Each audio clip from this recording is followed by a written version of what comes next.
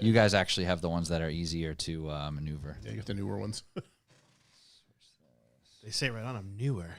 Yeah. They That's do true. say That's the brand. That's funny. Yeah.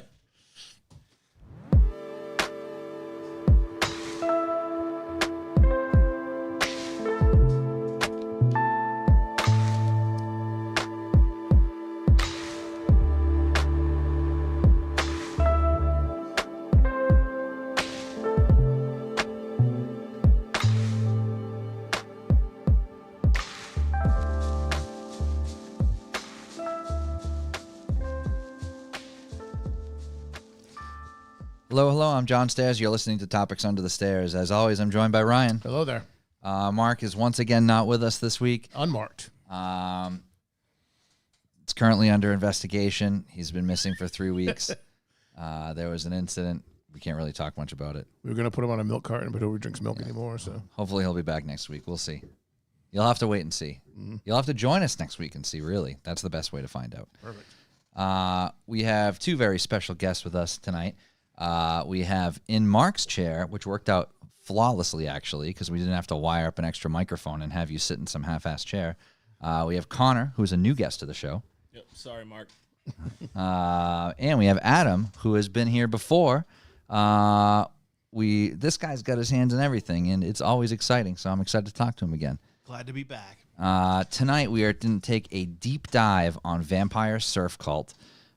It is a cartoon they started that did flawlessly on Kickstarter, and the pilot episode's coming soon, I believe, but we're going to hear all about that and all about the process and what it takes to do animation and make a cartoon and do it in 2025. It's a weird world, and I'm excited to hear about it. Totally. And the cartoon's about a different world, which is even better. Gotta love those, Yeah. other worlds. The way things going A right lot now, of people are trying to beat another Yeah. world these days. the way things are going right now, I think I'd like to live on Blood Island. Yeah. 100%. So we're going to take a deep dive into all that and hear about how they got into this, what inspired it, and where they're at with it. So before we get rolling, this episode's brought to you by Revival Motoring. You can check out revivalmotoring.com for the updates on all the shows. Us here at Topics Under the Stairs, our friends at Revival Motoring, and Luce's Fast. On revivalmotoring.com, we have our shop page where you can find all sorts of good merch. Josh just did a big fall drop with some cool Halloween-y related items. I know. I gotta get on there. I haven't been on the website in a little while. I gotta get up there. Yeah, there's a really new cool 5-panel hat that I actually want to grab. There's still it was just the initial run of the car cleaning products we released. You can get the spray detailer, car wash formula, and glass cleaner. Those are all available on there.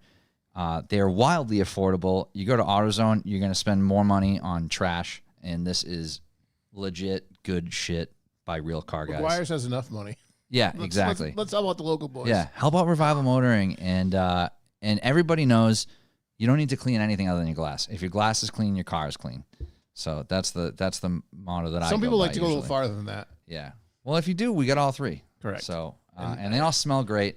I said And that a lot. So there are some real world testimonials coming back, and it seems that people are enjoying the product. people are seems to be enjoying working it, well, so. and it tastes good too. It tastes good. I told you to stop drinking it, John. You know what? And we don't want to make you buy something. You don't have to buy something. One of the best ways you can help the network is just share when you're listening to one of the shows. If you're watching on YouTube, you're listening on your favorite streaming platform, take a screenshot, post a story of it, tag us in it, whether it's us or Revival Motoring, Luce's Fast, and all that organic growth helps. We appreciate it. Maybe a friend of yours that didn't know we existed will find something interesting that we did and start listening, and that's cool. If you're a regular listener, between all three shows, we're creating like 6 to 8 hours of content a week between audio, video, and what have you. And there is another way you can help that's pretty reasonable. It's called Bucks for the Boys. Bucks for the boys! Bucks for the Boys. It's our value for value method that you can donate to the network. A couple bucks a month that automatically deducts from your account of your choosing. And it helps keep the lights on here at the studio. It helps us plan for new projects and much, much more. Things break. Server space costs money. The more audio we upload, the more money we got to spend to keep it in the cloud. And I'll tell you one thing. I know a little bit about it, but I don't own the cloud. You own the cloud, Ryan? Do I own the cloud? Yeah. I mean, I think We're paying somebody to keep all this shit in my some stuff cloud. goes somewhere. Every once in a while, I get a notification. Yeah, that you need to pay more money. And yells at my 'Cause it's daughter. full. She erases some pictures and everything's good again. I don't Yeah. know. Well, you know what? We're not erasing episodes. The cloud's Exactly. getting full. We need some money to help keep the stuff in the cloud. Was it one of those every time? Yeah. The more we put in there, it's going to start raining or something. Exactly. So, but when you become a member of Bucks for the Boys, you get entered in a contest once a month. The Revival Boys, first Wednesday of the month. Pick a current B4B subscriber, and you win a care package. Right now, it is any item of merchandise of your choosing from the web store, and there's from the new fall drop, and there's a bunch of stuff on there. You know, you can be a nice guy and order like a $20 shirt, or you can buy like the $50 hoodie. And it's your choice. If you win, it's your choice. So join up now. Join or die. That's what they say. You got any callbacks, Ryan? Well, quickly, while we're still on the B for B thing, Loose is fast. They got their thing on a thing. they're trying to get their thing on a thing, so they have another opportunity to be like a big sponsor. Let me pull it up so you know what I mean. I was trying to find the name. I Let me couldn't find pull it the- up. Yeah, It's yeah. that guy. Yeah. So our They've friends been at on Loose his- is Fast yeah. are big NASCAR guys. It is a kind podcast of what they do. all about NASCAR, and they've got their name on cars many times, and it's pretty cool. And they are crowdfunding it. So Yep. See, it's not free. if And that you is wanna- a big old. yeah, if you want to help it happen, hit up the boys at Loose is Fast. And- Also, I think we talked about the video game.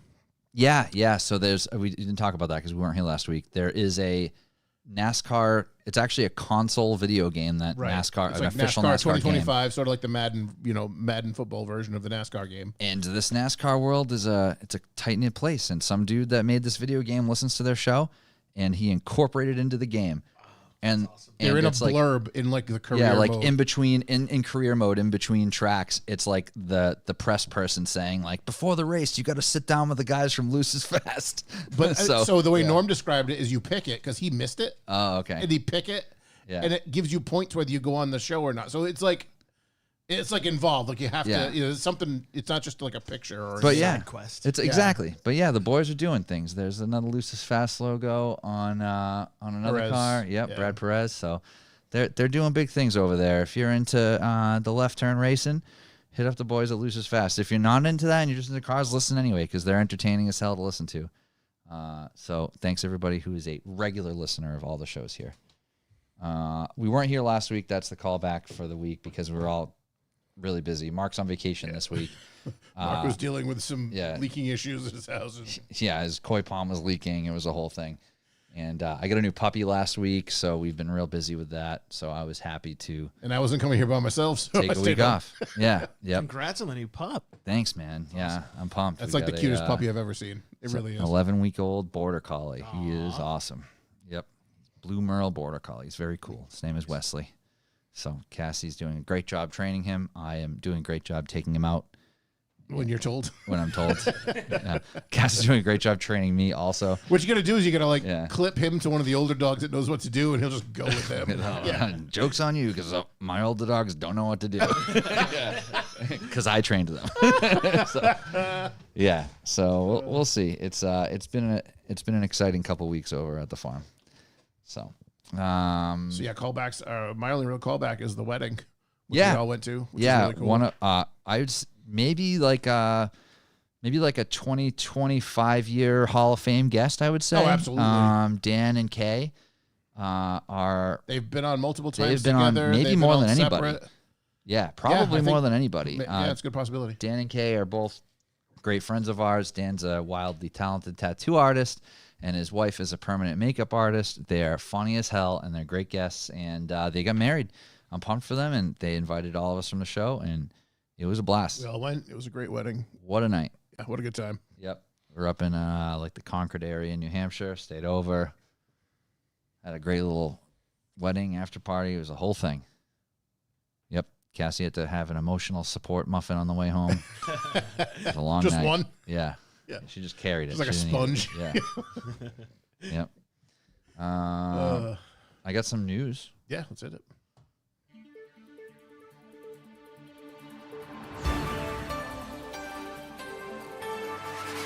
Breaking news. So, I've been into fishing and stuff a lot lately. Not It's you. my new thing. People are calling the show Fish Under the Stairs. You know Yeah, that, it's right? fish under the stairs now. Yeah. So, you know how they stock ponds and stuff to help keep a healthy environment. So, in Ohio, they stocked 100 things called hellbent. This actually might be a character from Vampire Surf Cult. I mean, if not, you should Now that make I'm it reading one. it. Yeah. There's a thing, an actual animal called a hellbender.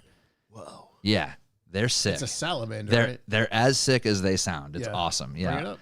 100 endangered giant salamanders were released into protected Ohio waterways this year as part of conservation efforts. Columbus Zoo and the aquarium released 116 juvenile eastern hellbenders.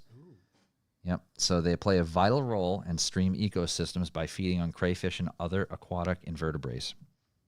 So, and it helps maintain water quality. How big are we talking here? Oh my goodness. Yeah, it's It's just. it's doing a pancake in It's this got like picture. a face Yeah. only a mother could love. Yeah, It looks like a mud pie. it does. It does look like a mud pie. Someone stepped on a frog. Like I'm not Yeah. really sure. Yeah, it really does. Let me try to find a better picture. Unfortunately, the news story didn't have a great one. But yeah, so 100 of these things should, reproduce and make some magic Are happen. they I like guess. one at a time reproduces, or like 60 at a time, where there's going to be all of a sudden overrun this place? Yeah. It doesn't specify that actually. This is like the deer on Prudence Island all over again. Yeah, it The snakes in Florida. Yeah. Oh man, talk about a perfect breeding ground for invasive snakes. Hellbender. Let's see if we can get a better picture of this thing. Yeah, there we go. Yeah, these things look super cool. Yeah, those are sick. Yeah, I'd like to have that. Of course you would, John. One of those. You can tattoo it right next to the otter. Yeah, no, I'd like to have one of these like live in our duck pond. Who's training it? Yeah, Cassie will Not be John, training it. yeah. I'm not training it. It does But- look Looks like a dinosaur. alien. Yeah, it's cool. It's very like Xena. What is it? Xenomorph, yeah. Xenomorphy. Yeah. Well, maybe you guys can incorporate this into season 2. Just saying. We love the animals. Yeah. Are they poisonous? Do they sting anything? Like, are they No, just they're chill? just Look at they're that- just look at pretty that. chill. Top right, bottom. He's like smiling. Yeah, yeah. That's awesome. He definitely speaks English. Yep. Yeah. He just wants to eat a crayfish or two and go on his way. Yeah, these things are sick. Yeah. So yeah, check out just Google Hellbenders in your free time. That's what I'd do if I were you. So that's what I got. Oh, and then I have one more news story. I know we have some Tim Robinson. Alan wants to know if Mark needs bail or commissary. Yeah. He might. We honestly don't know Yeah. Alan. He's been gone for a while, so we'll have to wait and see next week. So I know we have a lot of listeners that, like I am, are fans of Tim Robinson and the show Coffin Flop on Corncob TV about bodies just flying out of coffins. Well, that really happened. So it's a fact. It does happen. So Pola Funeral Home apologizes after corpse falls out of a hearse into traffic. So this really actually It's happened. unacceptable. It really is. Like, Yeah. you gotta lock the door, man. Yeah, not only did the coffin fly out, the body fell out. Yeah. This is some like Bad Boys 2 shit. Yeah, and then when it happens enough, sometimes you just make a show about coffins when the bodies fall out because of shit wood. There shouldn't be enough people falling out of boxes that. Oh God, I'm telling you, I don't know. Yeah, so it's a real thing. Operator error. Exactly. Right? Yeah, on that topic, his new show on HBO, Flawless Victory, The Chair Company, it is so good. Did you guys watch it? Yeah. So good. Yeah, I was real pumped on it because honestly, I really didn't like Friendship. It just I don't know what I was expecting. I love Detroiters. I think you should leave, and then Friendship came. I was like, ugh, it was just such a letdown. Yeah. Dude, you leave that movie thinking about that movie. Yeah, Like, what did I Definitely. just see? Yeah. I watched it twice because I wanted to be like, maybe I missed it. Maybe I missed something. But no, Maybe it was me. No, it still- definitely wasn't me. it still didn't hit for me. But yeah, The Chair Company. I just love the idea of like we're getting a season of a skit. Yes. And it's like I don't know. There's something magical about like all this stuff is over so quickly. Like all the sketch comedy stuff. And Exactly. Detroiters was awesome too. And now this is just another like you have a whole season of one story, which Yep. is great. My favorite part in both episodes so far was the pillow part. Yeah.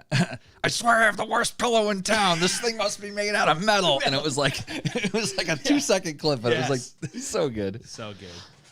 But yeah, I know he's not for everybody, but if you, and you know what it is? I think a lot of people, sketch comedy is not for everybody. Totally. And it's like, if you didn't like I Think You Should Leave, this could be the show that could like change your mind on him, I think.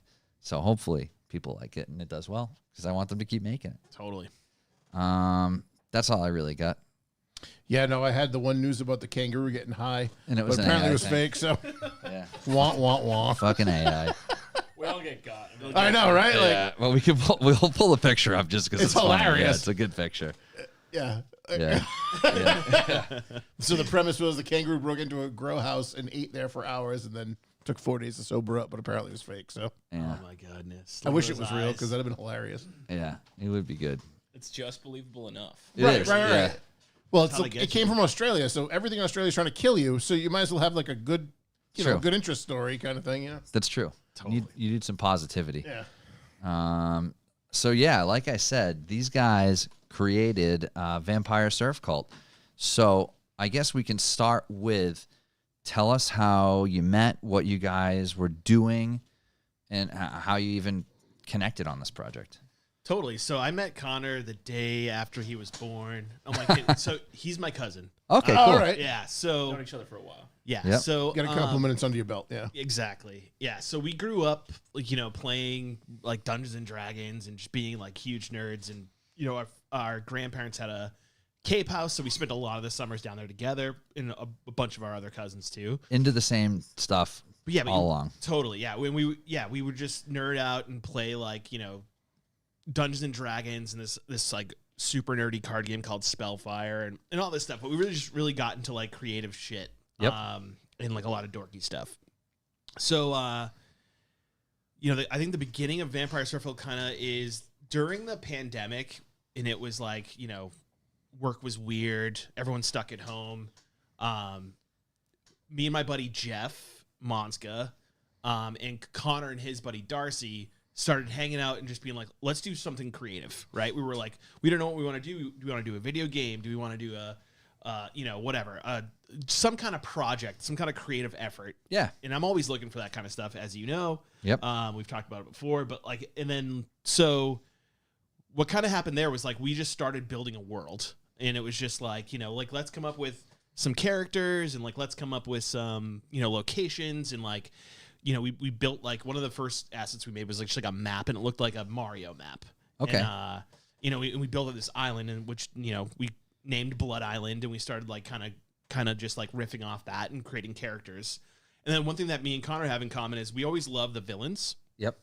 from like movies, cartoons, video games, all that stuff. So we were like, That's kind of what makes the story. oh yeah, 100%. And they're just so Can't have the hero without the villain. Right? 100%. And they're just so cool looking. So it was like, we started coming up with characters, coming up with like kind of storylines and like and little things. But then we realized like, oh shit, we have a bunch of bad guys and no good guy, and no real story here. It's just like a place with creatures. But it's a fucking cool place. Yeah, totally. And it was like, I think a lot of it was inspired by like, growing up skateboarding, like loving like, Cheech and Chong and Spicoli and like all those characters are just so iconic. And it's Yeah. like, All those Adult Swim shows. yeah, 100%. Yes. And then like, Adventure Time and like all those kind of like millennial cartoons that like we all loved and it was like, okay, cool. Once we realized that we didn't have a story, we like actually put effort into being like, okay, what is this? Who's the good guy here? Well, and that's the thing. It's like you played creative games for activities, but like, as far as your creative work stuff, you weren't really acting as a writer necessarily. So this is like a whole new thing. 100%. So yeah, so I think what got me. So when I was at Hasbro, I worked on this IP called the Lost Kitties or whatever, and it was a cool little toy line that came out, and I got to work on like the crux of it, like coming up with the idea, working on the storylines, coming up with the characters and the names, and I was like, this is the best job ever. I want to do this. Yeah. Okay. So that kind of gave you like a toe in to this whole world. Yeah, like I call it like IP creation, right? Yep. And so after leaving Hasbro, and that was like during the pandemic, I was like, I still had that itch to do something like that, and I was like, we want to own it. Like I don't want to do this for somebody else. Like we can come up with this on our own, and like no one's telling us what to do or whatever. So that's kind of where it all started, and then it was like, so we came up with the protagonist, like Cody, and Is he the human? he's the human. He's the one human that washes up on the island, and like he's kind of like just a reflection of like us. Like he's like a 20-something-year-old kind of like doesn't know what to do with his life, like whatever, and just like trying to figure himself out. And then like because we were like working on this during the pandemic, I think like that had a huge influence on like, okay, well, now we know what the show is. The show's gonna be about escapism. Yep. And it was like something that we were doing actively, like spending all of our times playing video games and like, not seeing our family. Like you were just in this whole world during that time, and it was like, okay, that's like a really good piece of symbolism that we can use in an actual story arc, right? Yeah. And it was like very like inspired by Peter Pan, very inspired by the Lost Boys, but this idea of like this kid washes up on this island and he, kind of wants to go home, but he kind of wants to stay there and just become a vampire and party forever. So that was like, and then once we kind of like realized that, then it was like, okay, now we have like the bones here. And then ever since then, it's just been like, we've been working on this thing for close to 4 years now. Yeah. So it's just been layering things on and on and on. So that's like, so once we had that story, we were like, let's make a cartoon or let's see if we can make a cartoon. Cause it was like, none of us had any experience. Connor was like, really interested in the writing side. So we're like, Connor, you're going to do the writing. I was just kind of like putting everything together and trying to figure it all out. Just like, and then now I'm like, credited as the director of the show for at least the pilot. And then like Jeff was doing the art, and then Darcy's like a software guy. So he was like building our website and doing stuff like that. So we're like, okay, we have this like small team of people who have no idea about animation. Yeah. Let's see if we can make animation. And it's like you all use Adobe products enough where it's like then there's the weird ones that you never use that make animation. 100%. Yeah. But so at that point it was like, okay, it'd be awesome to make a cartoon, but we have no fucking clue how to do it. So like, let's see if we can make 20 seconds of a cartoon. Like what would it cost? Who do we have to hire? Yeah. Do we know anyone who can help? Like, and that was kind of like let's try this. Yep. So at that point, did you have any images already, or was this all just There was strictly- characters and everything. Yes. No, you had the characters, but like We had drawings. You had drawings, Yeah. okay. So Jeff was one of my coworkers at Hasbro. He was like part of the original core team, and he was a really good illustrator. So he was drawing a bunch of illustrations that ended up being like inspiring. We handed those designs off to the animators. Yep. To make things happen. So, and I'm gonna try to like just get through this, like this core part, and then we can talk about more of the details. But it was like, For sure. basically we've like I've been working with this animator on just little small projects, like logo animations and things like that for like the beginning of ads and things for companies I was working for. Yep. And I hit him up, and his name is Mutlu, and he lives in Turkey. And I was like, are you into cartoons? Like, would you want to make a cartoon? He was like, yeah, like that's what I really do. He's Okay. like, I just graduated a couple of years ago. Like, I love that stuff. And I was like, all right, well, here's what we're trying to do. Here's what we want to do. And he was like, yeah, like he's like, yeah, I want to work on it. And so we worked it out with him. So where we did some tests and like kind of proved it out. And then we're like, okay, like if we can make like a minute-long piece of animation that proves out this kind of like concept of like the world, and hey, we can actually do this. Yep. Then it's like, okay, now that would unlock us to be able to like really try to take a swing at this. So it took us over a year to make that 1 minute of animation. That's like when the main character washes up on shore. Exactly. Yep. And it's like we call it our trailer. Yep. And it's like, That's I was just trying to pull up so I can play that. Yeah, the total of it ended up being like about 3 minutes long. Yep. But that was like, it took us so long to do that. And Mutlu was the only one animating at that point. But it was like we were able to prove it out. We invested all of our own money to fund that minute. Yeah. Or that 3 minutes. But it was enough to be like, okay, we didn't know anything about animation. Now it's like we went through the process of creating that 3 minutes with Mutlu. Yeah. And like we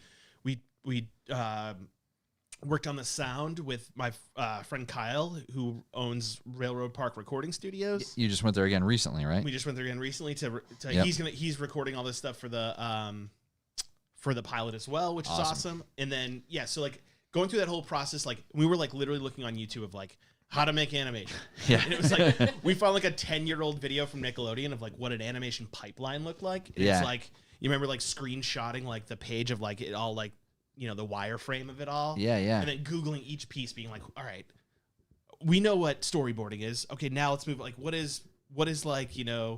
the next step? How do we connect the do this? dots to Yeah. make this all move seamlessly? And it's wildly time consuming, wildly expensive, and wildly complicated. Yeah.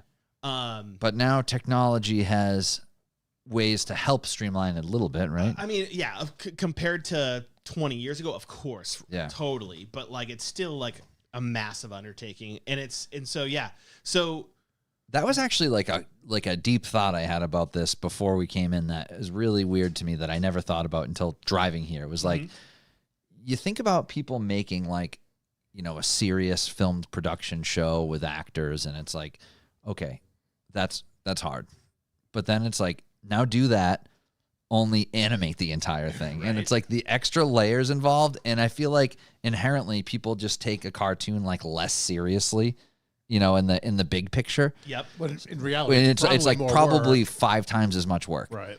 which is crazy. It's a team sport. Yeah. It's wild. And like going through this experience that we've gone through so far, I just have so much more of like an appreciation for it Yeah. and like a love for it. Because it's wild and it's crazy. And like, since we started building after the Kickstarter, we started building like our pilot team. Mm-hmm. And we were bringing on all these people who've been in the industry for a long time, and like, they're teaching us things every meeting we have with them. Yep. But like, they're just so passionate, and they're just like, they live and breathe animation, and it's wild. How like, cool and artistic, and like the choices that are made, and it's just wild. It's crazy. Yeah, it's pretty rad. So the Kickstarter basically funded you guys to outsource what you needed to make the pilot become a real thing. That was the idea. Yeah. So It was a good start. it was Yeah. exactly. So Yeah. it's like, so we did that 3-minute trailer. Yep. And then we went public with it. We worked on it for like 2 years without Yeah. telling a soul about it. Yeah. We took that trailer public, and then it was awesome. Like, people, like, we had a great reaction to it. Like, we grew the social account very quickly, and it was like, okay, people like this. Like, Yeah. it's hitting some sort of chord with people. And then it was like, okay, let's do it. Like, we immediately were like, let's do a Kickstarter. I feel like you said it, like it's nostalgic for not only the shows that people in that age group watched, but it's also nostalgic for people that grew up in like the late 90s or early 2000s as far as like the aesthetic of the vampires and stuff. Totally. So All by it's really design. it's really hitting from both angles there, I think. For sure. And like the comedy, everything about it. So it makes sense. And like that's like we were like, me and Connor always like say like we're making this for us. Yeah. Like, this is not for, we're not trying to make it for like a younger generation or an older generation. It's like, Yep. no, we're just making this for like dorks that like poop humor and Yeah. like stoner comedies. Yeah. Yep. I love it. But yeah, so it's like, I don't know.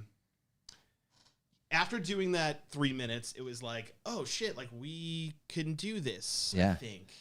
And then we put it out in the public, and we got like a lot of eyes on it, and it was like, okay, this is surprisingly going well.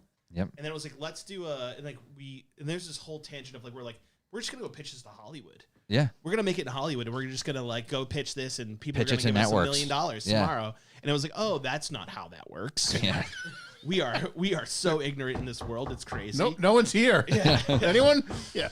But like what I want, but what I'm trying to say though is that we walked into this without knowing what the hell we were doing on all accounts. Yep. I think the only thing that we really knew was like, I knew how to build brands a little bit, and we, like building worlds, and like that was kind of like the end of our skill set right there. Yeah. And everything else was like brick by brick, trying to figure out the puzzle of making this thing happen. And then even if you find a person that physically knows how to do whatever step 4 is, it doesn't mean they're great at it. Totally. It's like finding the right people. Totally. And it's so funny, like looking like now, like Mootlu, he was the only animator I knew. Yeah. When we first started. And then now that we're working with a bunch of insanely talented animators, they're all like, yeah, Mutlu's a fucking savage. Like, he's so good at this. And we're Yeah. like, I was like, oh, that was the only guy I knew. Thank God it was him. Yeah. right. Turns out you knew Like the best starting at the fucking top, guy. right? Yeah. Yeah. Which is awesome. Oh, that's great. So now when did the trailer come out? That was So that was- 2022? It was about a year ago in September. Okay. Yeah. All right. So it's 2024. 2024. Okay. Yep. Yeah, so you started working on it roughly 2022. Yes. Okay. So 2024 the trailer came out. That's around the time the Kickstarter got funded fully. No. So That was way after that. Okay. Yeah. So we put out the trailer. We got like some good views, some good followers, and then it was like, let's launch the Kickstarter right away. And then we ended up having a conversation with Kickstarter, and then being like, we were like, should we launch it now, or should we like try to like build our fan base more? And they were like, we can't tell you what to do. Like, do whatever you want. Like, you can. We have success stories in both of those camps. Yeah. But we were like kind of just scared of like, hey, we don't really know. We don't have a huge fan base. Let's build the fan base for 6 months and then launch the Kickstarter. And we had a lot of help from Olin Yes. too. Yeah. So we had a great meeting. Again, kind of like back what Adam was talking about, where like, oh, we'll just go in and some executive will give us money. We had like talks with different producers and people in the industry. Yeah, Adult Swim's just going to back up a dump truck full of money for this thing. Easy, dude. Yeah. It's right behind the Spotify truck we were waiting on for this part. Yeah, exactly. Yeah. Totally. They just haven't gotten in touch yet. Exactly. Yes, they keep yeah. missing us. Our people are talking to their Maybe people. those are the spam calls I get all the time. Yeah. Exactly. Yeah. No, but Olin Rogers, he made Final Space, animated series that was on TBS. It was great, and we got in contact with him and got a call with him, and we said, hey, we don't really know. We have this. We don't really know which direction to take it. And he was like, I haven't watched it yet, but honestly, like the independent animation scene, self-funding, crowdfunding is like now is probably like the best time it's ever been to do that kind of stuff. We sent him the trailer link, and he was like, yeah. This rules do it. Yeah. Yep. I mean, all those So- kids that grew up on the anime and then, like you saying, like the Adult Swim stuff, they're all of earning potential now. So, Totally.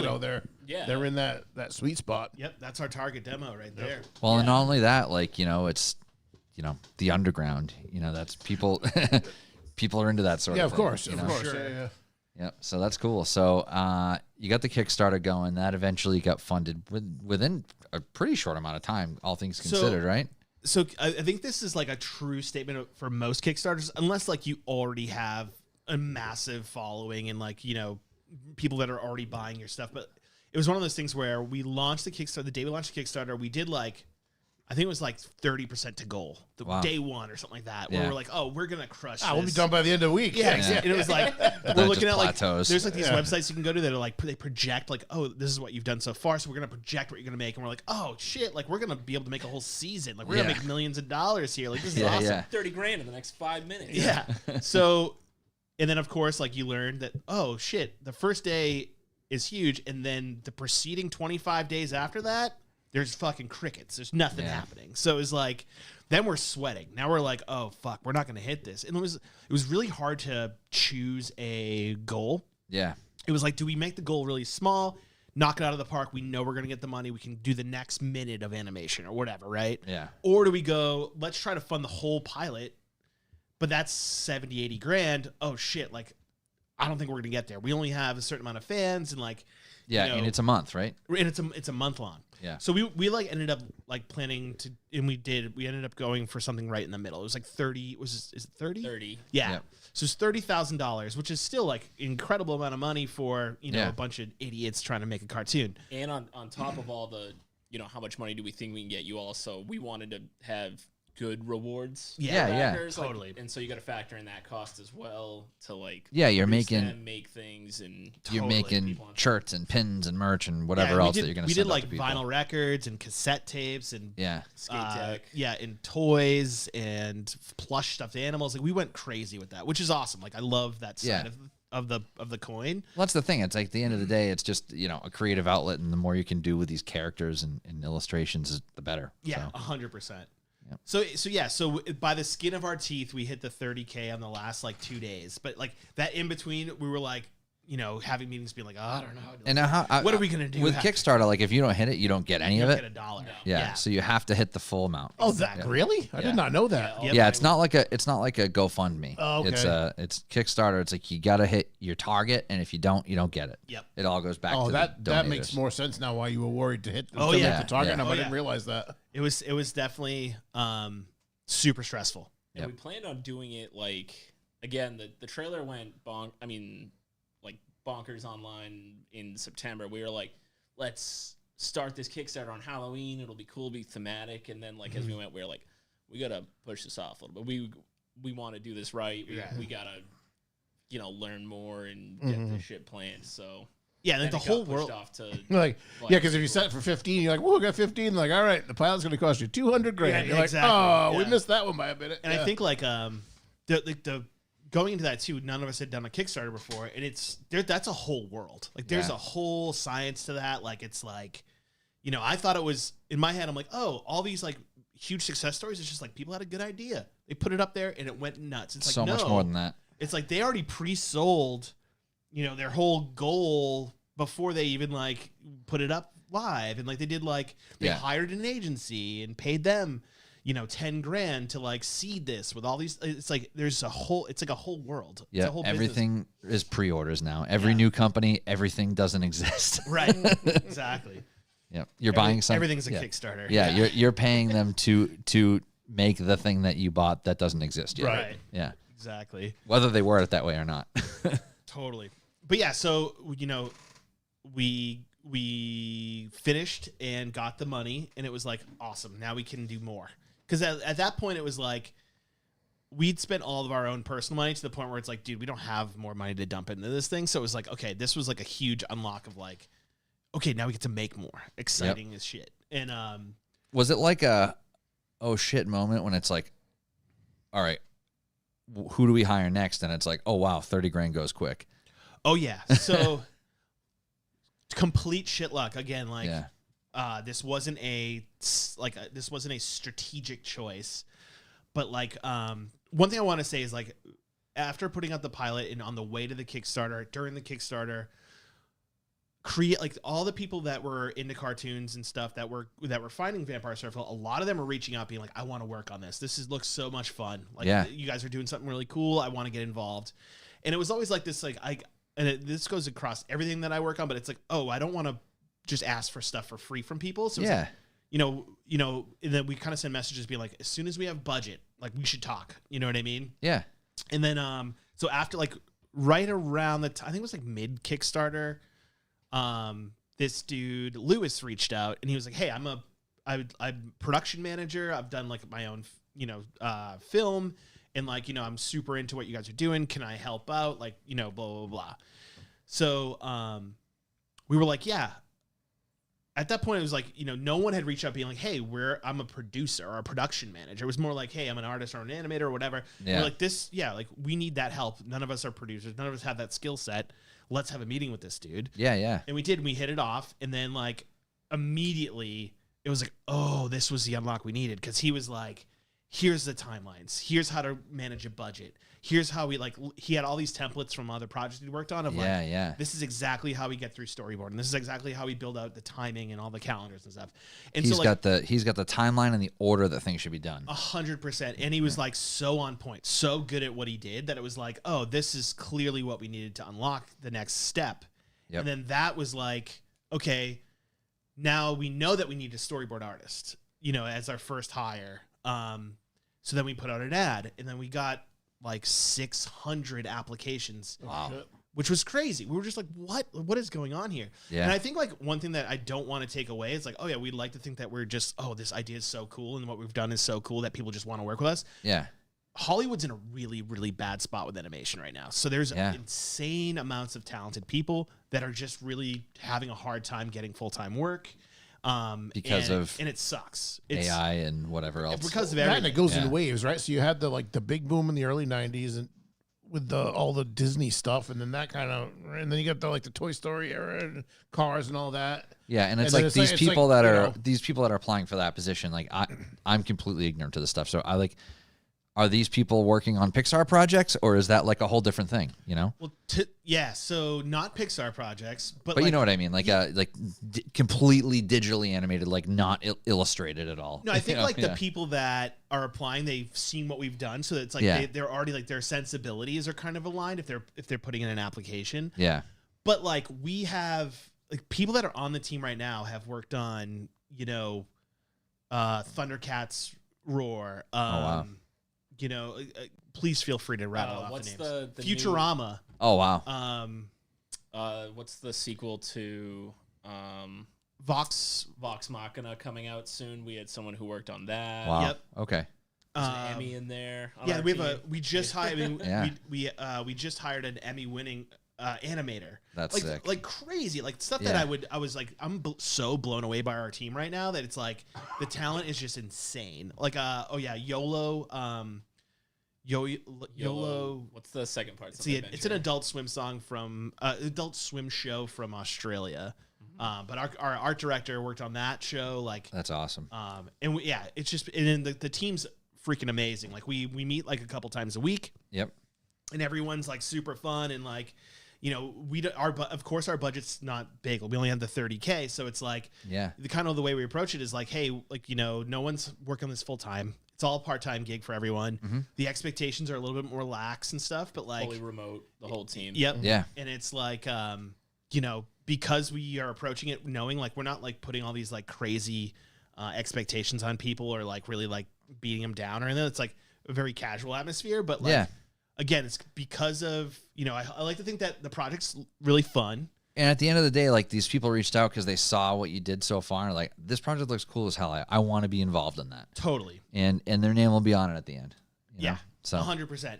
yeah. And it's, and like that's the whole thing too is like, there hasn't been any time where we're like, hey, we're going to go out and find someone. Mm-hmm. It's more like 90% of the time it's like, oh, someone's already knocked on the door being like, hey, this looks cool. Can I play? And it's Yeah. like, yeah, dude. Like, Yeah. of course. Come on. Like, Yeah. which is super cool. And it's created a really cool environment where everyone's like, happy and the meetings are fun and like everything's upbeat and it's like, it's a ton of work, an absolute astronomical amount of work to do a 14-minute pilot. Yeah. But it's like, it's fun and everyone's kind of like vibing. So the pilot isn't out yet, but coming out. Yeah. So the pilot is going to take so we have it's not solid, but we're shooting to finish the pilot and release it 4/20 of next year. Awesome. So it's still a ways away. Yep. We are literally wrapping up pre-production and like, for people who want to know more about animation, it's like pre-production is when you Yeah, I want to know like we can dumb it down, but the Yeah. basic steps of like storyboard to Yep. you can click play and watch this thing even in a rough form. Yes, yeah. So the rough form's called an animatic. Okay. So we hired this amazing storyboard artist named Gia, and over the last 5 months, we've been working on the storyboards with her. And so Yeah, I the think she first started in July. in July. So maybe whatever we're at for months count. I can't do math. And at that point, is Pretty it much. just like animated line drawings? Essentially, it doesn't have So the full. literally, like her first pass is like super simplistic blobby shapes. Like, are we getting the staging right? Are we getting like where is this person in relation to this vampire? Like, Yep. and like figure that all out. And then she It'd be went- like the blocking of it all, right? exactly, Yeah. and it's like where you super want loose. The camera to be Sure, sure. facing the shot then and everything. At the end of putting that all together, like you can string those together, and it's like a really, really, really rough animatic. Yeah. And that'll go through the whole pilot, but it's like the lo-fi art. Yeah. And then she went back and did like a cleanup version and like cleaned up all that artwork so it's a little bit tighter. Some of the more recent reels you posted have those kind of playing in the background, right? So that all that stuff is we're trying to like not put too much of the pilot development. Yeah. So like if you go that picture to the left, the This white one? black and white one. So that's a board. That's a storyboard from Gia. Okay, cool. And that one's a little bit more cleaned up than the other stuff. Yep. Yep. But picture the whole episode is like at that level. Okay. So and then also at the same time, what's happening is also this other thing called VizDev or visual development. So our art director Karma Void is his name. His name's Maddie. Mm-hmm. Him and Claire. I'm just trying to just name everyone. Why not? Yeah. Claire and Drop the Dylan. names. This is what we mean when it's like it's a team sport. Yeah. Like, you need so many people And all it's- working at the same time to get this thing done at somewhat reasonable amount of time. Yeah, so like we have like 4 or 5 artists, like Claire, Dylan, Sarah, and everyone's working on different aspects. So like a few weeks ago, Claire was working on the grandpa's car. That's like in this episode for like, a split second, but it's like we figure out that whole car, and the car is actually based on my grandfather's car from me growing up. And there's like all these little kind of like bits of crust and crud that are like stuff that like like a gasoline can in the back, which my grandfather's car smelled like gasoline all the time. Yep, But it's like so fun to nerd out on all these little tiny elements. Tiny details, yep. And it's like, and they'll take each of those details. But that's kind of been her project. Yeah. So they're the props of the episode. So everything from every beer bottle, from every car, from everything is all designed ahead of animation. Okay. And then And that will just be like we'll call it a layer that you can click grab on. it, Just put it grab in. this beer bottle and stick it in this character's not hand. only that, so it's like here's the beer bottle, exactly what it looks like from the front, from the side, from the back. So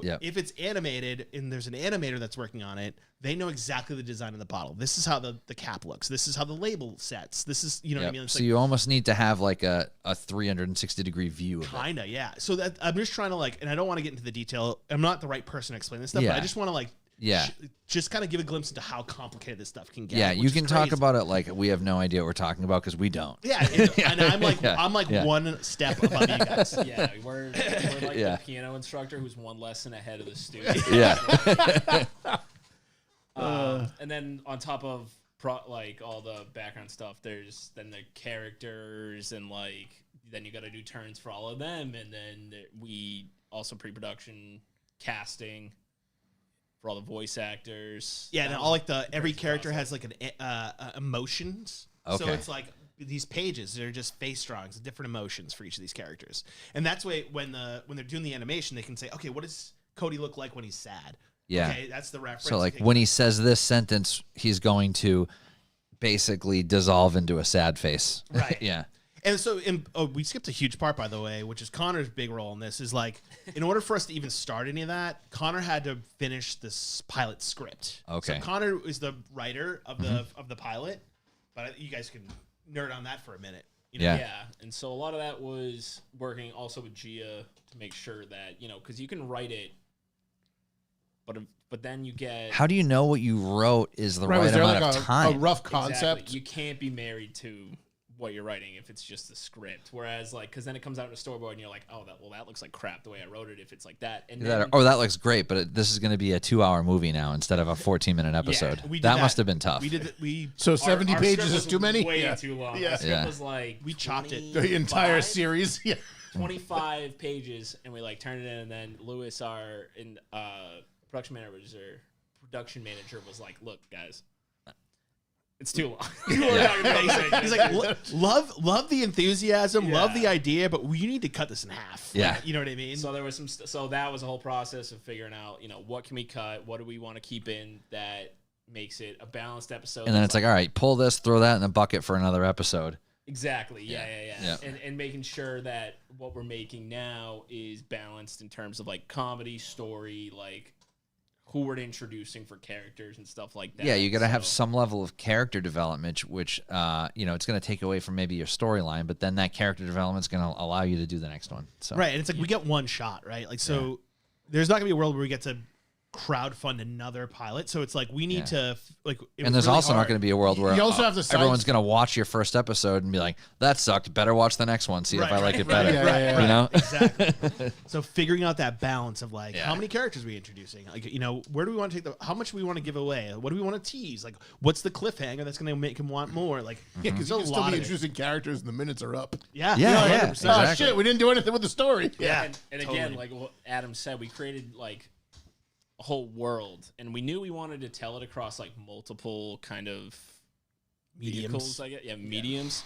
And animation we decided was the main one, but we also have a comic book that's doing background kind of storytelling for one of the characters. So we really had to pick and choose what's going into this that we want to be the main meat and potatoes of Vampire Surf Cult. And then again, more changes happen once you get to casting and recording, because you're like, what that guy just said in the booth, just riffing's way funnier than what I wrote. Yeah. Let's Right. go with that. And then Yeah, there's just going to stuff be like some that. ad-libbing, and then that could potentially change what the visuals are. Totally, Obviously, yeah.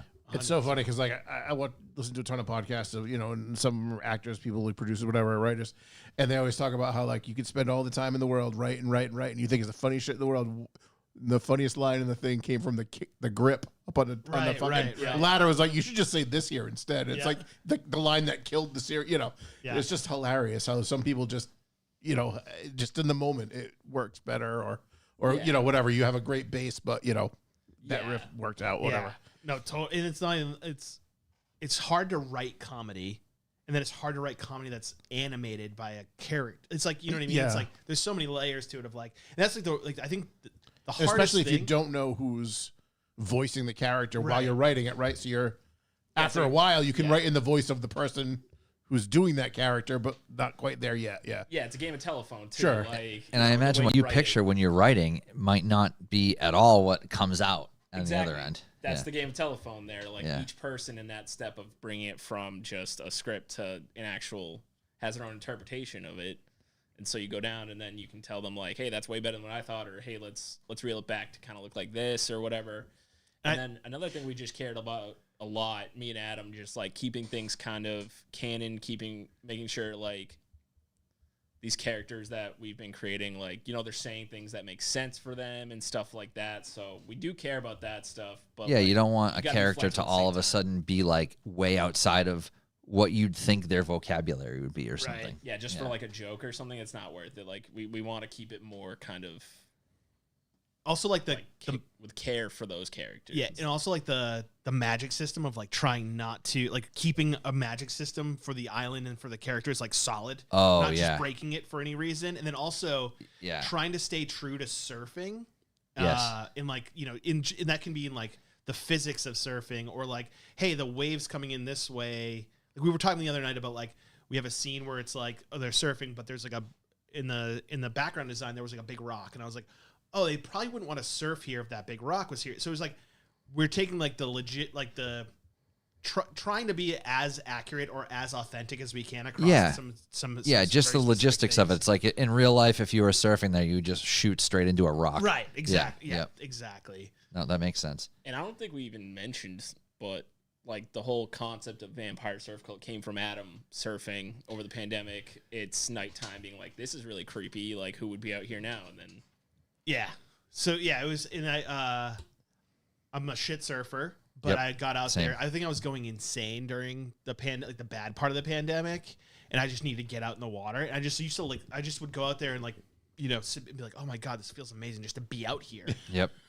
So one night after work went, and then it was like getting dark, and I'm like, oh, I should probably get out of the water. It's fucking terrifying out here. It's wicked creepy and dark. Yeah. So then on my way home, I was just thinking, and I like literally was like vampires and surfing at night. It was surfing at night. Yeah. And then vampires would surf at night, and then that was kind of it. That was like how it was born. And we've talked to a lot of people that have been like, it seems like such an obvious combination of like, Yeah. it just works. It's funny. It makes sense. And yeah, I mean, I hope we do it justice because it is a cool concept. It's a great concept, and funny vampires is a great concept. Right. Like what we do in the shadows is 100%. brilliant. Oh yeah, that's a great show. Such Yeah. a good show. Yeah. No, the whole that's actually really interesting the way you came up with the idea. Like, yeah, it's creepy at the beach in the dark. Yeah, it And really it- is. especially you just- in the water. Yeah. Oh, Just build the whole world off of it. No, that's cool. That's really cool. And and obviously there's like werewolves, there's zombies, there's like all the undead characters essentially, right? Yeah, so we haven't shared any other creatures other than vampires and werewolves so far. Yep. But yeah. But that's the concept is it's like an undead world and somehow this human got there. Right. So it's kind of like the picture like the Bermuda Triangle Yeah. kind of vibe, and you land on this weird island and it's filled with monsters. Okay, And cool. you're like, oh, okay, what am I gonna do now? Yep. And that's kind of But like, they're all just stoner surfers. but yeah, exactly. Then that's the flip. That's Yeah. like the hook of like, oh, it should be scary, but actually, everyone's just stoner surfers and having Everyone's fun, real cool. Yeah. eating pizza and relaxing and partying. That's great. I love that. But yeah. So you're shooting for next April for the pilot. That's like a loose goal, we'll call it. Yep. And your recent session in the studio was doing the voiceovers for it, or was that for music? So yeah, that was for voiceover. So our cast is from all over the place, like other countries, and like the team is like international too, which is super fun and cool. Yeah. But the cool part is that we casted our 2 main characters. So when we did the trailer, we didn't have any budget, so we just used people we knew. So one of my best friends in the world, Mark Amaral. Yep. He voiced Thrash. Nice. And then there was a kid that was working at the recording studio named Eddie, and he had the perfect voice for Cody. Yep. So we used them for the pilot. We just really liked them, so they ended up staying on. For the trailer. Yep. They ended up staying on for the pilot. Awesome. So the cool part is like the 2 main characters and the creators are local, and we could all go to the studio and record. Yep. So you can get a lot done with just the 4 of you guys. Yeah, so we did a ton of work there that day, and then I voiced like one of like these like really minor characters, like a one-liner character. So we got to record that. And I think another thing that's kind of as like first timers is what we realize is like the lines that we keep going back to and laughing at every time we do a table read or every time we like go to record it. Yeah. And we all just start fucking dying laughing. Like we're like, okay, that one makes like that's how you do comedy. Yeah. Because everyone's actually laughing at this, like when you do it in the studio or whatever. So that was like another tester of like, are people actually laughing in the studio when we say these stupid lines? Yeah, on paper versus reading it out loud versus in the studio, Right. in front of different people.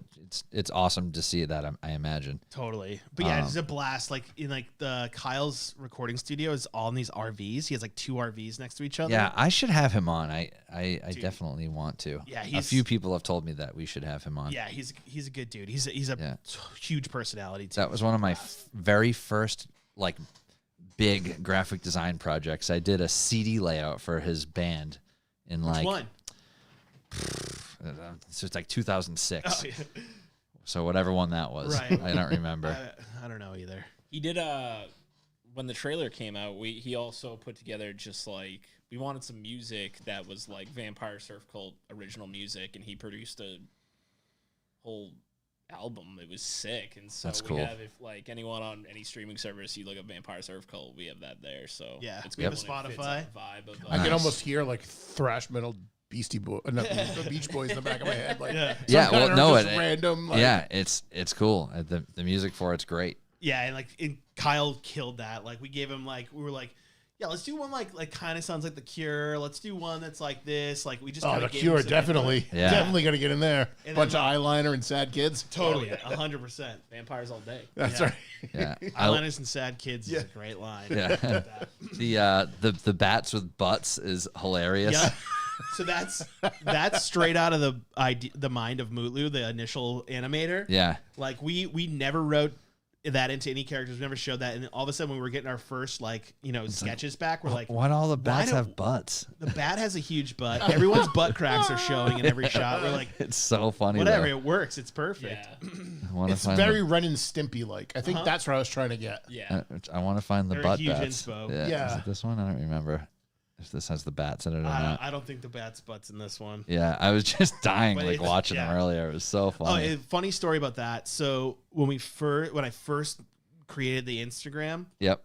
and I started posting posting some of the stuff, the initial comments were just like, "Oh my god, look at the bat's butt," or like, Yeah. the bat has cake," and like all this like slang. Slut shaming the bat. Yeah. But because of that, the algorithm picked us up as like a butt account, and then like You're like a butt influencer. yeah, like you ended up in the wrong algorithm. right. So Yeah. we just had all these like really funny comments, and like our explore feed was just all like twerking videos and stuff. And it's just That's like, great. oh, the algorithm got this mixed up pretty hard. I think the bat should twerk at some point. Really, let's make that happen. Full week, Vampire Surf Cult was just on the booty side of it. Yeah. Yeah, we're a booty gram.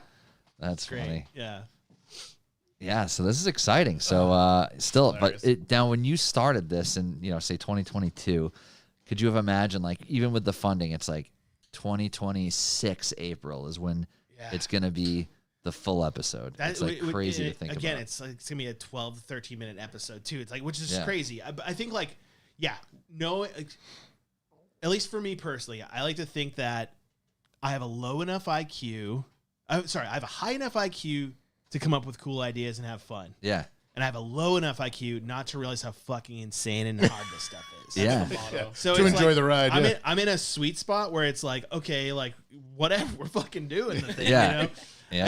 And again, too, it's like, you know, It's that delusion. You can pull it off. yeah. And like, again, at the end of the day, if we make this episode and it's like, you know, I'm just so thrilled on the team we've built and like, you know, the people that we get to work with on this. And like, I couldn't be more proud of like, you know, what this is going to be. So like, and I think at the end of the day, like even like when we first started this, like this is just a bucket list item. Yeah. You know what I mean? Whether we become the next fucking, you know, Rick and Morty or Adventure Time or whatever, like that's all gravy. But like, this is something we had to get out of our system and create a world. You know Yeah, what I and mean? you've created this much of it that's like you got to get an episode out. Yeah, yeah, 100%. yeah. And Yeah. we own all of it. That's Right. That's Yeah. the good part too, because you hear so much. I mean, we talked about how shit the industry kind of is, but like Yeah.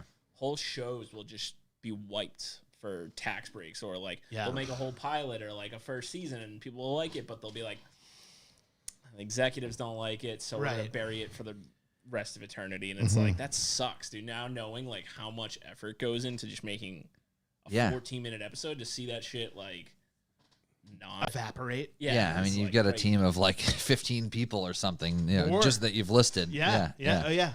And Yeah. it's just crazy, and it's that's a really cool part. Is like no one can tell us no or like whatever. And I think like just thinking about like you know perfect world is like we love this that it like indie animation's kind of having like a renaissance right now, Yep. and it's like I think like us being a part of that is the dream, right? Of like not having to answer to any executives, being able to make this show, having it pay for itself, not Yeah. like, oh, it's going to make us a ton of money, having it be able to like be self-sustaining Self-funded. Yeah. is like the dream. So like, you know, we have plans and we're doing a bunch of stuff of like, you know, creating merch to sell, like just like any other kind of you know, indie project. Yeah. But hopefully like using that and like, you know, growing the fan base and keeping going. It's like the dream is to just be able to self-sustain and make more. You know Yeah. what I mean? Yep. Do If it you- makes enough to make episode 2 and keep it going. And now is the primary space where it will live for now anyway, YouTube? Yeah. Yep. So what we're seeing like for the first time ever is like a lot of these, not a lot, there's probably a handful, but these indie animation projects that start on YouTube, that gain their fan base and their following, Yeah. and then they get these deals with like Amazon Prime or Netflix or whatever. And Yeah. like what really is like exciting is that like a lot of these projects retain their ownership and they license their finished work to a Netflix. So it's not Netflix It's giving not- you the money yeah. to produce it. Like they own their shit and they can do whatever they want. And Netflix just buys their license. Buys a license so we can play this season for X amount of time, whatever. Yeah. So like when I've heard about that sort of like these kind of landmark deals that are happening in that world, I'm like, oh, that'd be the perfect thing. Cause it's Yeah. like at the end of the day, it's like, you know, I don't think it'd be as fun and exciting if it was, oh, Netflix signing your check and then they're making all the decisions for us. You know Yeah, what I yeah. mean? It's like, well, Netflix wants you to It seems insert, like you know, base storyline B to this episode. Yeah, Right, yeah. right. Can they all be holding Coca-Colas? Yeah, exactly. Right. It's like the Wayne's World. I hate product placement. Right, He's just right. wearing the Diet Coke People suit. just do things for money, man. Yeah, exactly. Yep. Not that Netflix is knocking on our door or anything, but like just like you know, Right, but just- it Yeah, seems so like if Netflix, you when you're going to do back get the dump in- truck full of money up, Yeah. be listening. Right. Yeah. If you Here's do what- get here's into what the something guys like want. that, Yeah. it seems like those services, the streaming services, are the ones that are like, here's X amount of dollars, just show us what you come back with. Like, they don't want to be involved. They just want you to do what you want to do, and then they play what you did. That's how it was, especially like 10 years ago. Netflix would just greenlight any good idea Right. that came to them. Now It's different now. Is it? yeah, it's like They're not making as much new stuff, or if they're making like, I mean, this is the argument here all over the place, but like, and it's not obviously 100% true, but most of the stuff that gets greenlit or made is based on older, like known successful IPs. So like, they'll go with a Star Wars animated show over a brand new idea every time because there's a fan base. He's a fan, of fan course, base, of there's course. toys, it's more of a there's less risk, I guess, but But that's the whole thing with creating that world, though. The bigger you make the world and the concept of it, you know, the cartoon can almost be secondary to the existence of the characters. Right, totally. And Where just it's not like a toy based on a cartoon. It's like, no, this is a toy of a character we developed, and there's also a cartoon. right, totally. But I think like just the other scary thing of like, you know, these like, it's almost like how do I say it? It's kind. I lost my train of thought. What were you just saying? Sorry. You just. No, we're talking about how like known IPs less Yes. risk is taken from an Thank executive you. standpoint. Yeah. So 'cause what they I want was the home going to say before my mind erased was that we have talked to some, like not talked to them, but like people have told us that like some of these guys who've made and guys and girls who've made like absolutely super successful shows and IP that have lasted forever are pitching new stuff and still being like Shut down. Hollywood's like no thanks, which is crazy. Like people that have 2 or 3 giant multi-million-dollar wins under their belt are getting told no on new stuff. Yeah. Which like that for us, that's the big symbol of like, don't even try. Just do it on your own. Yeah. Build your fan base. I mean, Netflix wouldn't even make the next season of Mindhunter. I'm like, can we take them seriously? Yeah, Right. that was fucked up. That's crazy. Yeah. That show's incredible. Yeah. How can we take them seriously You do when they made Winnie the Pooh, Ed Gein, and not the next season of Mindhunter? I love how we got like a little bit of Mindhunter and Ed Gein. That was Yeah. like, the only good part. Yeah, exactly. They're literally just making Mindhunter episodes, but without Yeah. cats. Yeah. Exactly. They're making mini docuseries based on Mindhunter episodes. Exactly. And you do like, and again, like that's kind of the thought around being. I think most creative people in that space is like, oh, it's just like the same old IP, but there's still, you know, Smiling Friends. And yeah. Adult Swim's always making new stuff. YouTube now is like, you could go find like all these incredible pilots of independent animation on YouTube right now. So there are venues for new ideas. So we want to be part of that. Totally. It's cool that YouTube's retaining good quality, allowing people to upload decent quality and actually working as a platform in the sense. Because, I don't know, I feel like if 10 years ago we had this conversation, like, oh, I don't know, YouTube might not be the place for this. Right, And right. it's so weird to see that that's the place for everything now. Right. 100%. Yeah, And where the Numa guy is. Yeah. Like, Yeah, exactly. I just love that there's like there's no cost to entry. It's flat. So Yep. it's like anyone can go there.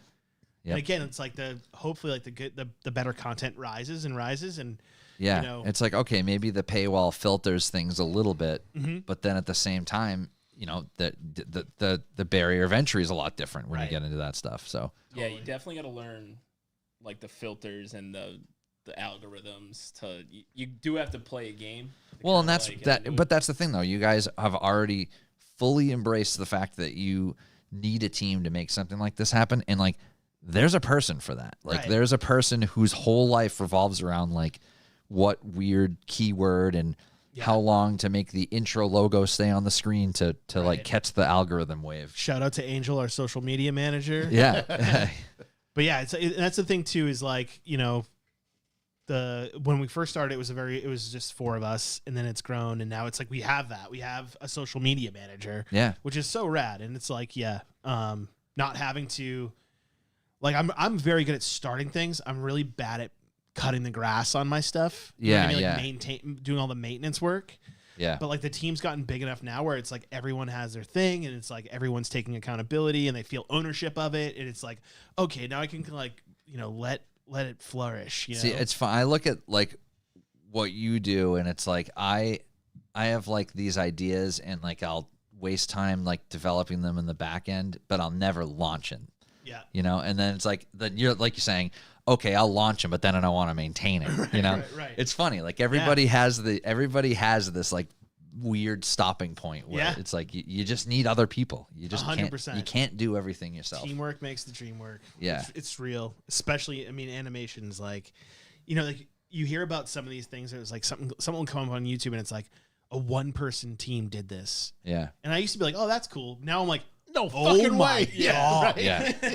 Are you kidding me? Well, Yep. stick around to the end of any Marvel movie, right? So you got like the CGI Yeah. teams and all these. There's 10,000 people. Literally. Like it took longer to list the names than it did to make I the mean, movie. look at Yeah. our friend Tobias. Our friend Yeah. Tobias is a scenic artist, and he's working on like the new Walking Dead spinoff shows, and Cool.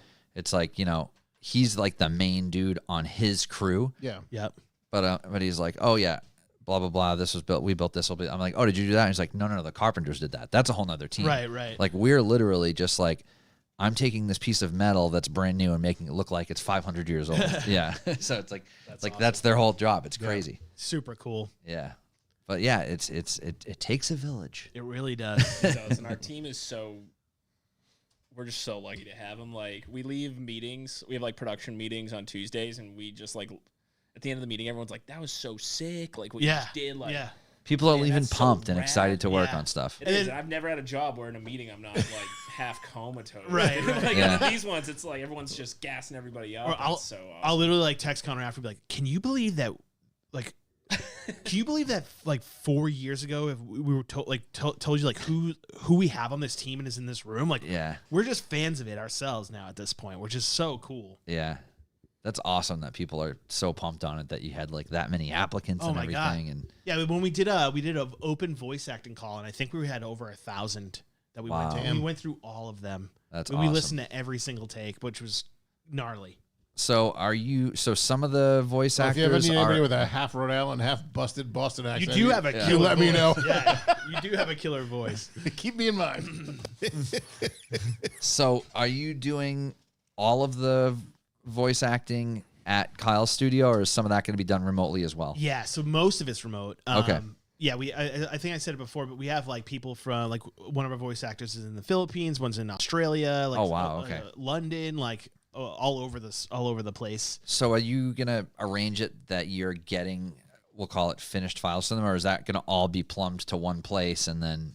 Yeah, so again, we ended up networking with this dude named Bob, who's a sound designer. Yep. He's worked on everything that you've ever seen for commercials for Lego when they animate Wow. their Legos. Okay. He's based out of Connecticut. Great Worked on dude. Star Wars. Yeah, one tons of the newer trilogy ones doing sound work. Yep.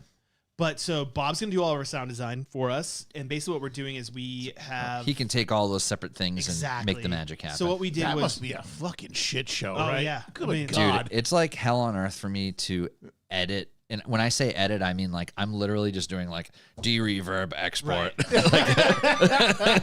yeah. So- he loves it. Yeah. But yeah, so we did like a bunch of we did like 3 or 4 table reads before we had them record their voices, just so we could like play the conversations back and forth, the cadences, And I like, see imagine how it there's stuff for works. like on paper versus hearing it Exactly, in a yeah. conversational. Tons of rewrites. Yeah. and Yep. that So we did. stuff. Yep. And then we had everyone kind of do their, and we like checked in all their like in on their equipment. Like, does everyone have professional recording equipment? And like went through that, and then everyone did their stuff and submitted it. And then now we have just kind of like a library. And there's like every line has 10 takes against it. When we like go through and pick, but it's tedious, crazy process. That's Good an- if I, yeah. if I P-roll? Yeah. Do your thing, man. That's like another thing that that it's like weird to even say it this way, but it's like something good that happened from the pandemic is people invested the small amount of money that it is to buy an okay-ish microphone or an Totally. okay camera. It's like what people can do remotely They now. also open themselves up to the concept of not being in a room with someone while they do stuff like this. Yeah. Totally. But the thing is, the technology was there. The technology was never not I mean, there. Zoom existed. Yeah, but Nobody none of used it. that. Nobody even heard of it. Right. Well, yeah, but Imagine not- buying stock in yeah. that 2 weeks before the Oh, man. pandemic. But Holy shit. not only that though, like that was always there, but everybody was just using their like Cumberland Farms microphone built into their Dell computer. Right. But I mean, like the cost of entry to get a decent microphone is not crazy, and it's Yeah. like people started doing it. Yeah, and 100%. it made all the difference. Totally. Like, for instance, like Ryan and I both listen to the Stern Show still, and he is completely remote. He records from his basement on Long Island now because he's like a wicked germaphobe. You would never know it. You Right. would never know it. It's so seamless. And what people are capable of with that stuff now, it's unbelievable. And I think like for us, it's just a restriction of budget, right? Like, so Yeah. if we were to say we want you to travel or we Yeah. want you to spend a full day in a studio, would make it completely much unrealistic. different. Yeah. It just blows. It just starts ballooning like crazy. Not even counting the travel expenses, the Right. cost to rent a studio Exactly. and pay a sound Yeah, engineer the at the cheapest studio. part is paying yeah. the fee for the person to do the work. The rest of it's Right. Yeah. between 100%. airfare and hotel rooms and whatever. Yeah. Totally. And like everyone's been like, and like no one works for free, but everyone has been, like our budget's our budget. So like when we are bringing on someone new, it's like, hey, it's like this is the pay for whatever this role is. Yeah, like we're gonna pay you for a task. Like we Yeah, can't pay and it's- hourly and for it's this. So like is that if- what it is? Is a task fee assigned to it, and however long it takes you, it takes you? Exactly, and Gotcha. it's basically like, you know, if someone's interested and we're like, hey, this is what we have in the budget. It's like, if that's too little and they walk away, it's like there's no hard feelings. Yeah. It's like We're we not looking to understand that we scam are Yeah. we are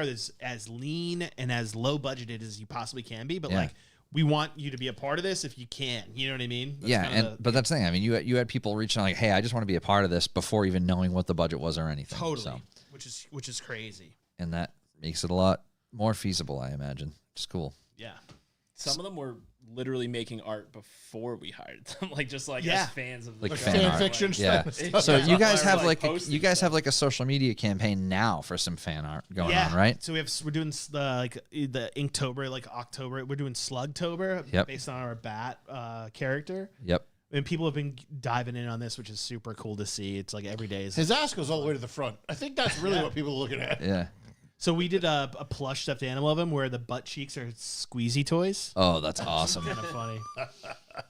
But yeah, so and we've had 2 fans get thrash tattoos, which is nuts. That's awesome. It's like, and it's like I remember messaging them being like, "What if their show sucks? Like, what if it sucks?"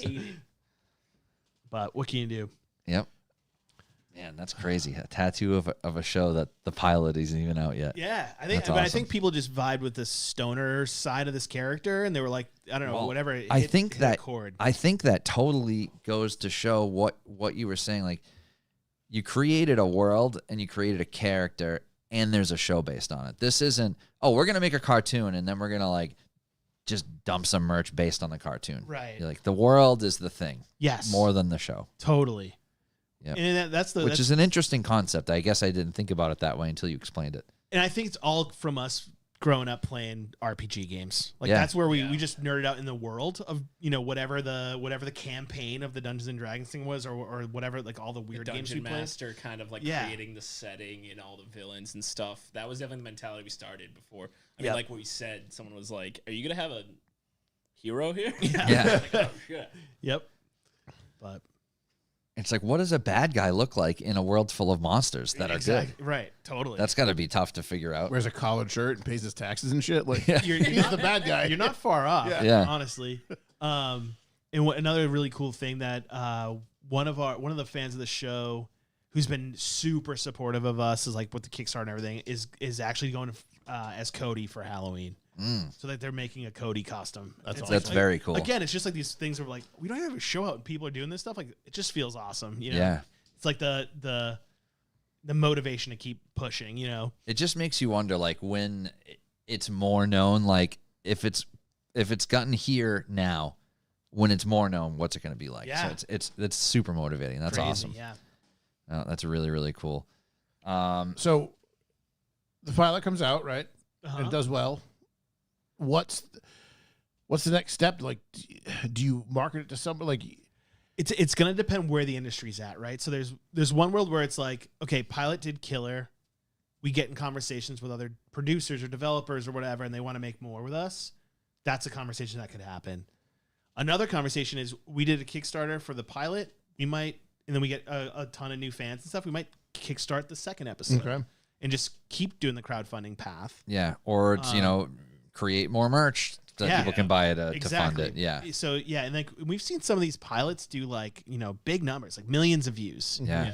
And those And then you're going to get some revenue from YouTube. Right. Not that it's a ton because they take 80% of it. But right. But then those pilots that do get that kind of shine end up Yeah. having a lot of these conversations. And there's like these new there's this really cool production company called Glitch that is doing a lot in the indie space, and they are, they've found a way to make it work where it's like their merch sales and they're fully independent. They have production budgets for creators to make shows and stuff. They have a show license on Netflix right now. Right, exactly. So they're like the model that we're like, oh, those guys are doing it and it seems to be working. Yeah. So we're trying to like take some cues from them and like figure out how it can work on our side or work with them. Who knows? Like that's another another possible path, but like And the industry is in a weird limbo, change right now. Right. So it's like trying to see what the next thing's gonna be. yeah, I mean, honestly, at the end of the day, it's like building a fan base is priority number one, and then like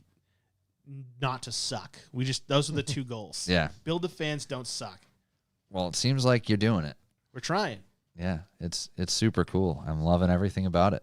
So, what do you guys think the turnaround would be on the second episode if it was greenlit, or you did get crowdfunding? Or like, Yeah. So what we've kind of realized is that a lot of animation is like, the more money you have, the faster you can do it. sure, So as with pretty much anything. right, Yeah. of course. It's like quality, time, and money. Pick two. It's like that kind of Yeah. Right. And I think we'd be able to be a little bit quicker just with again, Well, now you have a team in place, right? So you Yep, have the people that are exactly. going to do the stuff. exactly. team cast, just stuff that we've learned. Again, like we had no idea what we were doing going into this, so now Right. there's a little Yeah, bit there more might be something knowledge that you there. could do more efficiently this time Totally. around. Lessons learned, all that stuff. So, but again, like Adam said, it's a long time Right. to make Yeah. anything. Yeah, so it's like, I don't know. I think like an episode for us with a small budgets that we work with are looking all like 8 months to a year each. Yeah. Which is Unlimited tough. budget. What do you think? Unlimited budget, 6 months, like fast as possible, I'm guessing. So now, would you do? Because like you look at an animated series, it'll take like South Park or whatever, Yeah. like the bigger ones, and those guys pump out an episode a week, and obviously they have fucking hundreds and hundreds Right. of people and all of the money. But it's still a lot of fucking work, right? Like they yeah. talk about like their basic animation takes some of the most sophisticated computers you can get to make Right. work. Well, and the even other though, thing like, is they Totally. might be assembling that like all so that's what I'm gonna together say. So and like chopping it up. you too. have to do like multiple episodes at a time, basically. Yeah. Right. Yeah. You give like the whatever part of the team like 6 at a time so that they can like work it down the line. So Yeah. when you do release them, they're not a year apart. Right. Yeah, Matt and Trey, they're like. Yeah, They're- South they're Park's on a nuts. different I level. Yeah. understand that. Like I They're get that like- completely, but, like that works for them because that's how they keep fresh and like have Yeah. all this commentary that's smart. minutes about it. old. Yeah. Yeah, Right. exactly. So, but yeah, a lot of That's the whole shows design of it. take like years, and yeah, episodes are made kind of parallel to one another. Yeah, you like know, they're Simpsons not is a doing good order. Simpsons is a good example of that, where like they have different teams with batches of episodes. Like here's 3 episodes for Team A. Here's 3 episodes, and it's like in like all the like it's they share a huge like batting cage of like, or sorry, not batting cage is not the right word. Bullpen. Thank you. A bullpen of like all Red these sport. different like writers and yeah. I know sports. Yeah. Yeah. But yeah, I think for us and the way we've developed the show, our animation style, we're not getting fast. We're not like you, regardless, unless we use evil technology, which we want to hire artists and not use. Yeah, exactly. Fair. Love it. Yep. It's a weird world, man. I is. like the last 4 freelance jobs I've been on. The job has been, hey, here's this AI thing I made. Can you make something like this, but like better? AI. Yeah, exactly. I like something like this. I'm like, oh, of course you do. The way I look at it is like doing this. A lot of people will be like, "Oh, you guys picked the wrong time to do 2D animated cartoons." It's like, no, I think we picked the right The time. perfect time. Because everyone's gonna get so fucking sick of all this shit so quickly, and like Yep. if you can look at something and see that it's handmade, Yes. it's gonna have a new value that it never had before. Which I think is, we might be a little early to the party, but I think it's gonna be a trend that's Yeah. like, Oh, for everyone's sure. gonna go back to. Look we're at not vinyl. using Vinyl made a computers. huge comeback. Look at Right, vinyl. right. Look Yeah, at photography. 100%. Yeah. Everything. 100%, Look totally. at car stuff. People Yeah. into cars. Everybody wants period correct, nostalgic stuff now. Nobody wants Yeah, new everybody's shit. chucking the new shit. Yeah, it's weird. Yeah, I mean, and right now we're in a world where like functioning, successful businesses are posting AI images that are spelled incorrectly. Right. You know, it's like it's crazy. Totally. Yeah, it's a weird. Speaking of weird which, I world. did appreciate the misspelled tattoo on the back. Yeah, that was so funny. That was hilarious. Yeah, that was a great. You know, idea. was a- not one single letter. Not one. Yeah. Exactly. The regrets. Yeah. Yeah. That's a full So on pull good. from that. Yep, but it was like a perfect reference. Yeah. It's like it encompasses just far everything enough you've away. explained Yeah. about the characters. Yeah, it's so good. Yeah, I think like, and that's like what the whole design of the show is exactly that, for a bunch of dorky people to just be like, oh, I get that reference. Oh, Yeah. that's a buried one. Oh, this is funny. Or that reminds yeah. me of that. I do love catching like an Easter egg Oh, yeah. here, and Yeah, it's like half-baked humor. Exactly. It's great. Yeah, we're jam packing the Easter eggs and the half baked. I love it. Cheech and Chong and Spicoli references. Yep, that's awesome. No, I'm really pumped on this, you guys. This is super cool, and I appreciate you coming in to tell us about it. Totally, yeah, and like, again too. So it's like because the animation takes so long to make, we have a comic series. So if the character Eclipse is the goth chick on the right here.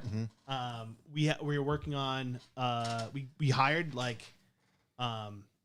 Connor's brother, my other cousin Ryan. He's a horror writer. So Awesome. we hired him to do the comic, which he's absolutely crushing. And then we hired this like ex Star Wars, Marvel, Disney comic artist to do the artwork. Yep. We have our first issue coming out, like literally it's in the mail right now. Oh, sick. It's part of the Kickstarter rewards as well. Yep.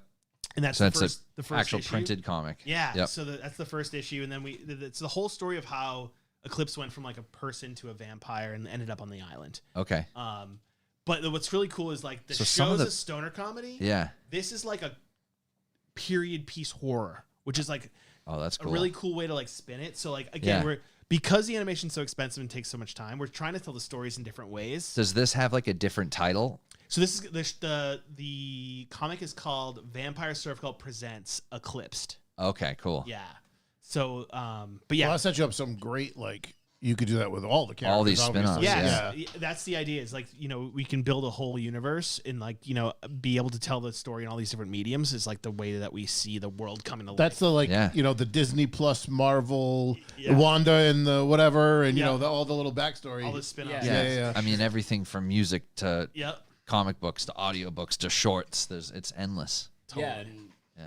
I mean, we only have 11 to 14 minutes to tell the animation, so like we got to get the rest of the story out, Yep. so people can get it, and Love we the wanted characters. to add like to be okay on its own, and all these things can stand alone, but we want it all to add to. Yeah, it's going to add Kinda like value the when fandom. exactly. Exactly. That's really, really cool. So where can people can people pre-order the comic book or anything yet, or is So- it just to the Kickstarters? Yeah, so everything's exclusive to the Kickstarter backers right now. Yep. We're shipping out all the Kickstarter stuff over the next couple weeks, which is awesome, and we're super excited to get it out there. Yep. So we're doing what we did last year as Halloween Day. We call it Thrashoween. So this is Thrashoween 2. This is the second year we've done it. Yep. Where we have a 24-hour merch store open that's exclusive to Thrashoween. Yep.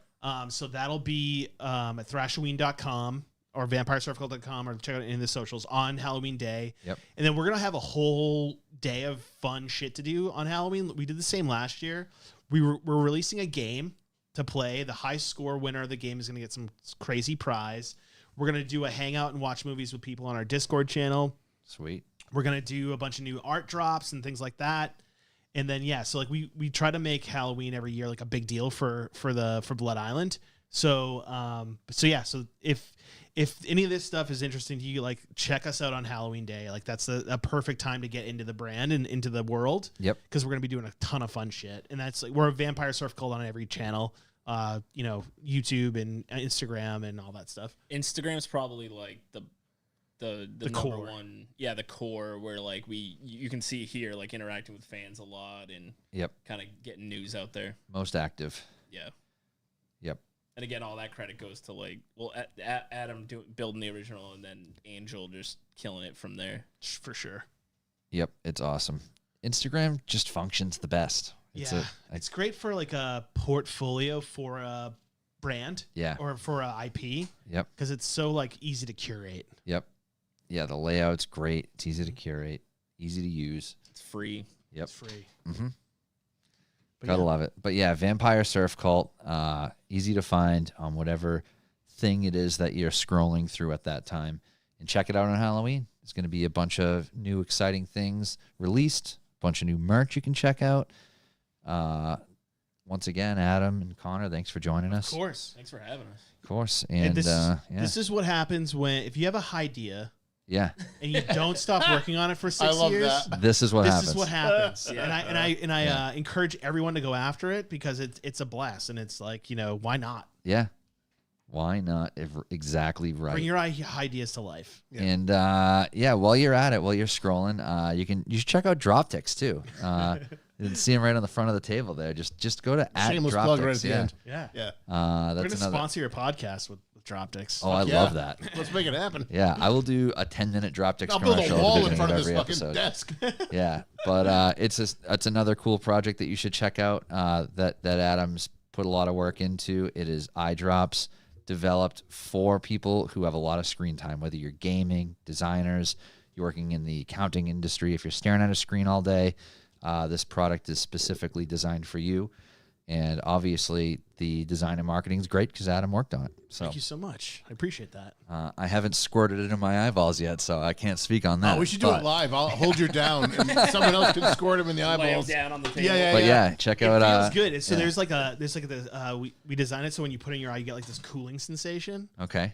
and it's like your eyes like you really feel like you just like went on turbo mode. But it's like there's camphor and menthol Okay. that make your eyes like almost like a cooling sensation, and then you get the benefits of the lubricant and the anti-redness feature. And I've Nice. used it before. I can say it does. Checks have out. that. I actually love it. Like it's awesome. I use it every day. And you can not only find it on the interwebs, you can go into your local Walmart, and it will be on the shelf in Walmart, wherever you live. So check it out. Droptics. We'll put that in the show notes as well. Thanks for the plug. Of course, man. Anything else you guys want to say before we wrap things up here? Did we cover it all? I think we're good. We've said it all? It was great. Thanks Yeah. for having us. Of No, course, it's man. I've super been fun. wanting to do this for a while since you guys first released it, and it seemed like I'm glad we waited Yeah. for Connor to be able to come in. Yeah, Yeah, yeah. that I'm was glad cool. Connor Totally. could join us. Halloween's coming up. It was perfect It timing. was all good timing. So thanks everybody for listening. Share it on your stories or whatever. Tell a friend to check out the episode, and we'll see you next week. Keep your eyes out for Vampire Surf Cult. Coming Yeah. soon. Oh, I guess I'll give a little teaser for Oh, boy. the rest of October. So Nice. there's a lot of commotion about Spooky. something that we've had a few paranormal related episodes. One of the biggest ones was we had Andrea Perrin, who grew up in the Conjuring house and wrote the book that the movie The Conjuring is based on. We had her on the show. She was one of our favorite guests. We've also had Cody and Satori on, featured from Ghost Hunters and did a lot of work in the Conjuring house.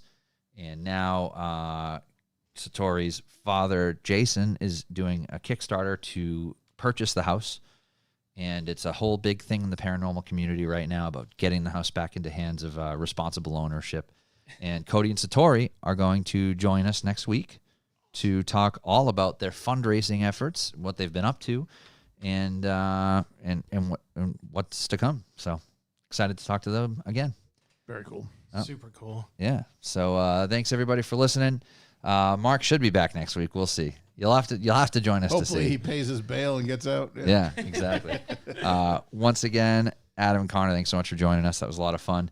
Check out @Vampire Surf Cult on all the things, and we'll if see you If soon. it's gonna be like next year, you guys come back right before it comes out. Yeah. Yeah, it'd be fun. come on for a Definitely. pilot launch episode. Totally. That'd be sick. I'd love to. Sick. All right, we'll see you guys soon. Thanks. Later.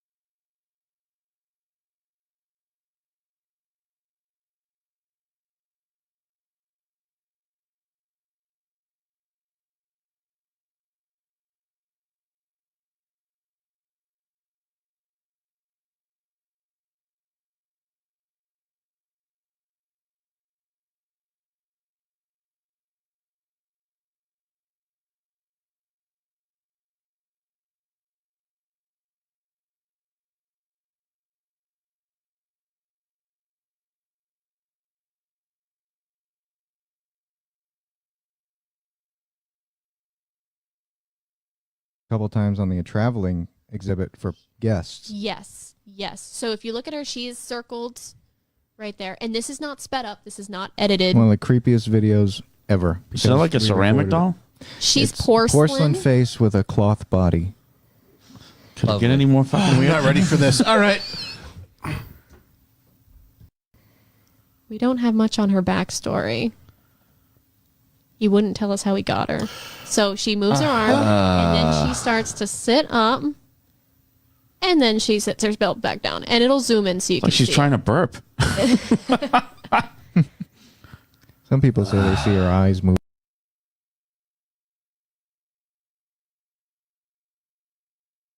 Physically move once. It was very minor. She And actually moved a couple times on the